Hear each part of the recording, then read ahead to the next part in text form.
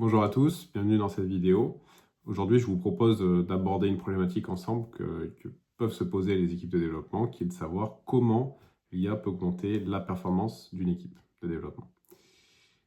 Aujourd'hui, on a beaucoup d'outils à notre disposition qui nous permettent d'utiliser de l'IA. Et par contre, on a peu de retours, en tout cas de moyens sur les méthodes à mettre en place dans une équipe qui nous permettrait de faire augmenter la performance. En parallèle de ça, il y a une étude qui est sortie en juillet qui relevait que, en moyenne, les développeurs qui utilisaient l'IA pour développer étaient moins performants que ceux ne l'utilisant pas. Alors, je vous mettrai le lien de l'étude dans la description. Ce n'est pas le sujet de la vidéo, en tout cas, cette étude, mais ça m'a un petit peu interpellé et levé en tout cas cette problématique. Donc, je souhaite y répondre avec vous aujourd'hui.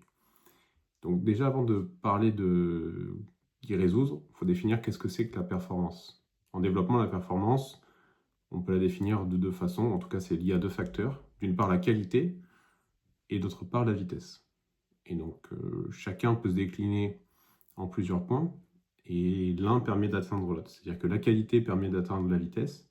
La robustesse de votre code en production va permettre d'atteindre la rapidité à délivrer des features. Le fait que l'architecture soit scalable, ça va permettre d'augmenter la vitesse de refactor, de maintien de la code base.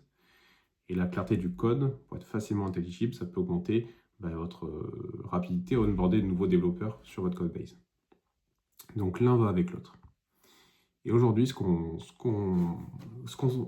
constate, c'est que la qualité est un petit peu délaissée par tout ce qui est outil d'IA, c'est-à-dire que l'IA, c'est quelque chose de très intelligent, très rapide, et qui est capable de nous accompagner pour très bien prototyper des idées. Donc on voit pas mal d'outils qui font un peu de buzz sur les réseaux, qui vont vraiment se focaliser sur la partie vitesse et peu sur la partie qualité, en tout cas dans une moindre mesure. Et donc c'est très bien, on a des wow effects, enfin en tout cas ces outils-là permettent de résoudre certains problèmes. Il y a des avantages à ça, donc on peut prototyper et vous pouvez avoir un soft sur mesure pour répondre à un besoin restreint. Donc c'est très bien, ça permet de faire des choses. Par contre, sur le long terme, en tout cas dans une équipe de développement qui fait un travail métier pointu, c'est difficile de les utiliser pleinement et en tout cas de faire maintenir le code qui va être créé.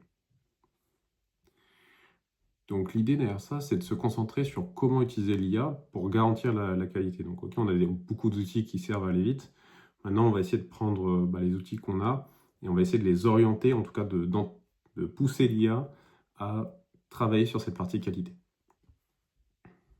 Et donc pour ça, il faut se poser deux questions.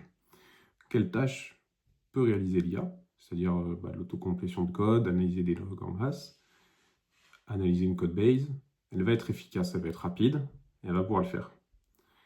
Par contre, il faut aussi se poser les questions sur qu'est-ce que nous, on va devoir faire aussi pour garantir cette qualité, pour être un petit peu le cadre de l'IA.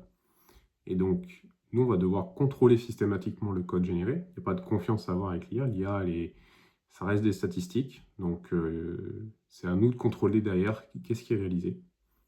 Et donc, contrôler à la fois aussi les tests, les spécifications. Donc, si ce qu'on attend de l'IA et de celui qui en fait usage est clairement défini, on peut garantir et augmenter cette qualité. Donc, par conséquent, la vitesse. Donc, il ne faut pas se tromper de combat, c'est pas sur la vitesse qu'il faut travailler, c'est sur la qualité d'abord, pour permettre cette vitesse-là. Alors en pratique, comment on fait? Aujourd'hui, il y a un petit peu deux manières d'utiliser l'IA. La première, c'est en tant qu'outil, donc c'est assez facile à en mettre en place et chaque acteur peut l'utiliser. Les gains vont être limités, c'est-à-dire que le développeur, il va utiliser Cursor, il va utiliser l'autocomplétion, le chat, et voilà. Et puis de l'autre côté, on a une approche plutôt en termes de méthodologie de développement au sens de l'équipe. Donc il faut réfléchir au niveau de l'équipe sur comment le mettre en place. Les gains sont potentiellement plus élevés. Il n'y a pas de méthode magique aujourd'hui, mais en tout cas, il y a beaucoup de pistes de réflexion. Et par contre, ça va être plus compliqué, plus difficile à mettre en place. Et ça nécessite forcément l'implication de tous les acteurs de la direction technique. Alors si on détaille un petit peu ces deux manières, parce qu'ils sont bonnes, mais pour des raisons différentes en tout cas. Donc en tant qu'outil, une manière qui est de faire. Donc j'ai mis un exemple. Par exemple, les développeurs passent du temps à analyser les log entry. Ils ont besoin d'accélérer l'analyse. Donc ces log entry d'anomalies de production, on peut les faire analyser par l'IA. Et on peut même fournir à l'IA, donc dans Cursor, qui a l'accès à la code base, les log entry via un MCP, donc qui permet de se connecter à Sentry, récupérer le contexte, en tout cas les logs d'erreur, et proposer un fixe. Ça, c'est intéressant.